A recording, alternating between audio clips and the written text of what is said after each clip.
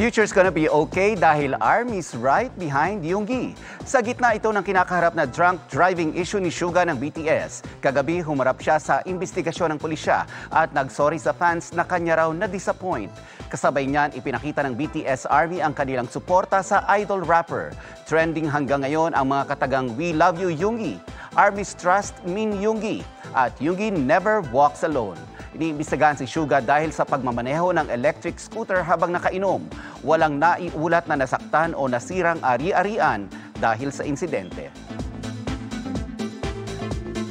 Mga kapuso, maging updated sa showbiz happenings anumang oras. Mag-subscribe sa GMA Integrated News sa YouTube. At para sa mga kapuso abroad, bisitahin ang GMA Pinoy TV at www.gmanews.tv.